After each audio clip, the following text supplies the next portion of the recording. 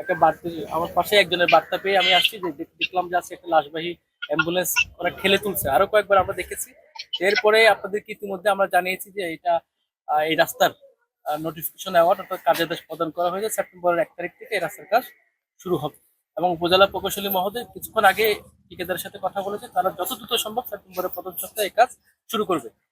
তো এখন যে সাময়িক অসুবিধা হচ্ছে, যেহেতু বর্ষাকাল, পানি জমে যাচ্ছে, ড্রেন পানি নিষ্কাশনের ব্যবস্থা না থাকার কারণে মূলত পানিটা জমছে। আমি ব্যবসায়ীদের কাছে অনুরোধ করবো যে পর্যাপ্ত জায়গা এবং পানি নিষ্কাশনের ব্যবস্থা আমাদেরকে ভবিষ্যতে করতে হবে। তাহলে আবার যদি রাস্তা করা হয়, আবার এটা বৃষ্টির পানিতে গাড়ি ঘুরে যাওয়ার পর আবার ভেঙে যাবে। তো যে এই সমস্যাটা আপনার সাময়িক অসুবিধা হচ্ছে, এটার জন্য আমরাও দুঃখিত। এই যেখানে গর্ত হয়েছে, এটা যদি সাময়িক তাৎক্ষণিক কি রিপেয়ার করা যায়, এটার জন্য আমি আর এবং প্রকৌশলী মহোদয়, উপজেলা প্রকৌশলী মহোদয় বসে একসাথে সিদ্ধান্ত নিব। আর আগামীতে খুব দ্রুত যেহেতু কাজটা শুরু হবে, তা আগামী বর্ষার আগে আপনারা আশা করি এই দুরবস্থা থেকে মুক্তি পাবেন।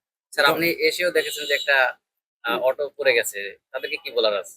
তাদেরকে ওই যেটা বললাম যে এখন রাস্তা তো যা ক্ষতি হওয়ার হয়েছে, পানি জলতে জলতে গর্ত একটা হয়েছে, এখন তাৎক্ষণিক ওটার রিপেয়ার করার জন্য আমরা দ্রুত ব্যবস্থা নেব। রাস্তার সমস্যা, এই যে বড় গাত্তা গুত্তা পড়ছে, গাড়ি উঠতে না, ই করতে পারে না, এই সমস্যা। আর প্যাসেঞ্জাররা কি বলে? প্যাসেঞ্জার লইয়ে তো যাইতেই না, যে অবস্থা রাস্তার, কি করবো এখন? কারণ রাস্তাটা তো আমাকে ইমার্জেন্সি দরকার। তখন পড়ে গেছেন?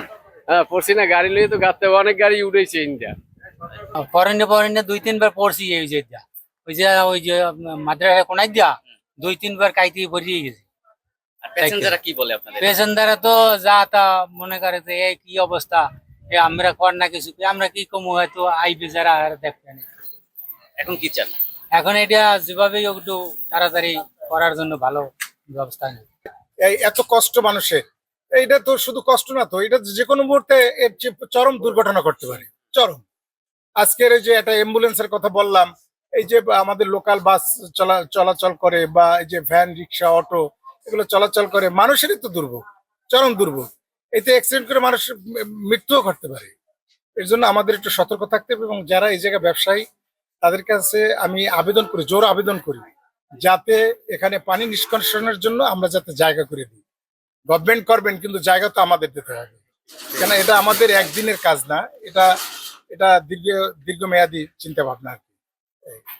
তবে আমার টিউনার সাহেব এবং ইঞ্জিনিয়ার সাহেবের চিন্তা ভাবনা এবং খুবই ভালো লাগছে, এবং তারা আমাদের কিছুটা হইলেও যাতে লাঘব ঘটে সে ব্যবস্থা তারা নেবে।